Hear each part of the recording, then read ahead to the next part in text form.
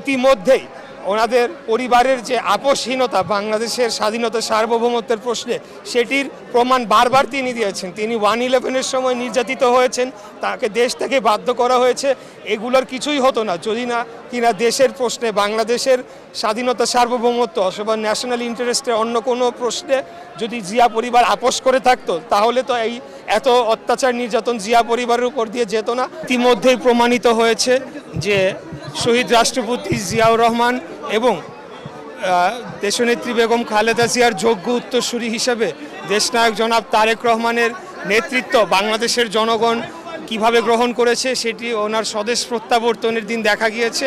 এর বাইরেও দেশে বিদেশে বিভিন্ন আন্তর্জাতিক মিডিয়া, আন্তর্জাতিক কূটনৈতিক মহল এবং বিভিন্ন সুশীল সমাজের মাঝেও আলোচনা রয়েছে যে আমাদের নেতা দেশনায়ক জনাব তারেক রহমান গত 1 বছরে যে সকল বক্তব্য রেখেছেন এবং আগামী নতুন বাংলাদেশ গড়ার জন্য একটি বৈষম্যহীন গণতান্ত্রিক এবং স্বাধীন সার্বভৌম রাষ্ট্র গড়ে তোলার জন্যে আমাদের পররাষ্ট্রনীতি, আমাদের শিক্ষা ব্যবস্থা, আমাদের স্বাস্থ্য ব্যবস্থা, আমাদের পরিবেশগত যে বিপর্যয় হচ্ছে, ক্লাইমেট যে বিশ্বজুড়ে যে একটা বিজলি কেবলসের স্কিন কোটেড ইনসুলেশন আগুন প্রতিরোধী। বিজলি কেবলস, নিরাপদ আজীবন।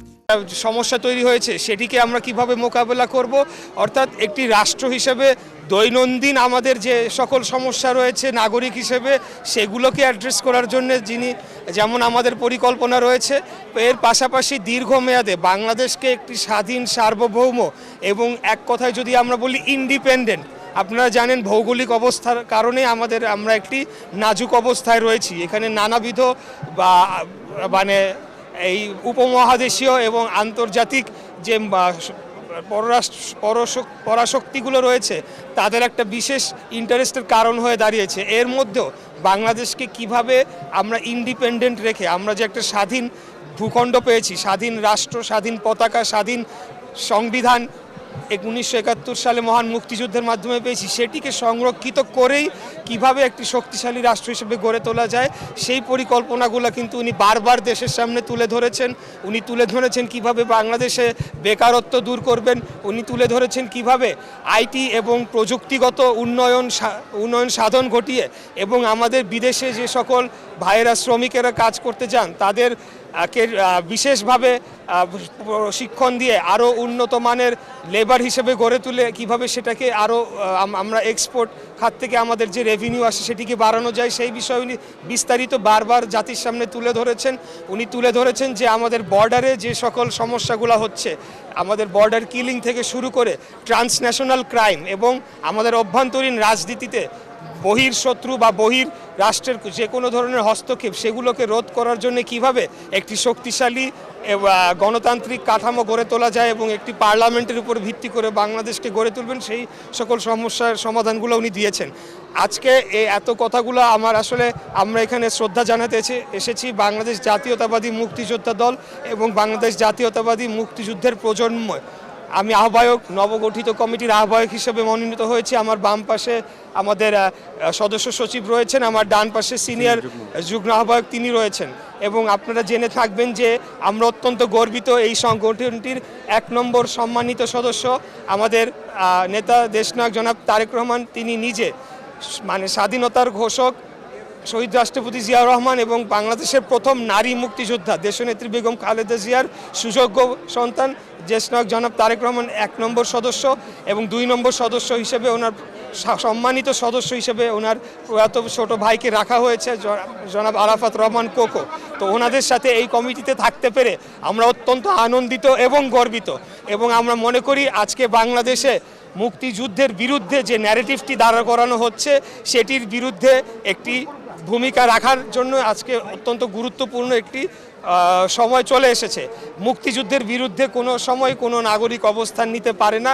মুক্তিযুদ্ধ আমাদের পরিচয় দিয়েছে, যেটি ইতিপূর্বে বলেছি, আমাদেরকে স্বাধীন ভূখণ্ড দিয়েছে। অতএব মুক্তিযুদ্ধের বিরুদ্ধে অবস্থান করে, দেশের বিরুদ্ধে অবস্থান করে যারাই সেটি করবে সেটা অন্য যে দেশের পক্ষেই যাক না কেন, আমাদের যে স্লোগানটি রয়েছে সবার আগে বাংলাদেশ, দিল্লি নয়, পিন্ডি নয়, নয় অন্য কোনো দেশ, সবার আগে বাংলাদেশ, অর্থাৎ এই স্লোগানটির মাধ্যমে খুব স্পষ্ট হয়ে যায় আমাদের বার্তাটা কি। আমরা বাংলাদেশের পক্ষের সকল যে রাজনৈতিক শক্তি রয়েছে, গণঅভ্যুত্থানের পরবর্তী সময় সকল যে রাজনৈতিক দল রয়েছে, আমরা চাই সকলে আমাদের পূর্বের ভেদাভেদ ভুলে গিয়ে আগামীতে সকলে মিলে বাংলাদেশকে একটি গণতান্ত্রিক রাষ্ট্র হিসেবে গড়ে তুলব এবং আমরা এভাবে আমাদের গণতান্ত্রিক করতে পারবে কিনা, আর তার যে আপসীনতা এটা কতটুকু ধরে রাখতে পারবে আগামীর বাংলাদেশে?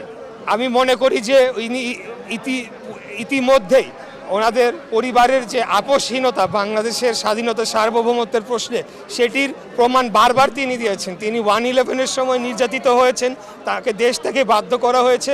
এগুলোর কিছুই হতো না যদি না কিনা দেশের প্রশ্নে, বাংলাদেশের স্বাধীনতা সার্বভৌমত্ব অথবা ন্যাশনাল ইন্টারেস্টের অন্য কোনো প্রশ্নে যদি জিয়া পরিবার আপোষ করে থাকতো, তাহলে তো এই এত অত্যাচার নির্যাতন জিয়া পরিবারের উপর দিয়ে যেত না। এবং জিয়া পরিবার কিন্তু শুধু একটি পরিবার নয়, ওনারা কিন্তু বাংলাদেশের লক্ষ লক্ষ পরিবারকে রিপ্রেজেন্ট করছেন এবং আমাদের মতো সাধারণ জনগণ, কোটি কোটি জনগণকে তারা রিপ্রেজেন্ট করে থাকেন। আমাদের কথাগুলাই ওনাদের রাজনৈতিক কর্মকাণ্ডের মাধ্যমে প্রতিফলিত হয়। অতএব এই পরিবারের উপর আক্রমণ মানে বাংলাদেশের স্বাধীনতা সার্বভৌমত্বে বিশ্বাসকারী যে সকল জনগণ রয়েছেন এবং আমাদের নেত্রীর যে দীর্ঘ লড়াই, এই যে এই বয়সে ওনাকে জেলে কারাবরণ করতে যাওয়া, আমি নিজে কারাবরণ করেছি, আমি জানি সেই জীবনটা কত কষ্টের হয়। এবং সেই জায়গাতে উনি মানে এই বয়সে এই শারীরিক অসুস্থতা নিয়েও যে কারাবরণ করেছেন, কিন্তু তারপরেও একটিবারের জন্য বাংলাদেশের প্রশ্নে আপোষ করেন নাই। এবং আমাদের নেতার ক্ষেত্রেও তাই, উনি একটিবারের জন্য, একটি সেকেন্ডের জন্য কখনো তিনি বাংলাদেশের প্রশ্নে আপোষ করেন নাই, যার কারণেই ওনারকে শারীরিকভাবে আহত করা থেকে শুরু করে এই ধরনের নির্যাতন ওনার পরিবারের উপর নেমে এসেছে। তো আমি মনে করি শতভাগ উনি সফল হবেন, জনগণের প্রত্যাশা রক্ষা করতে।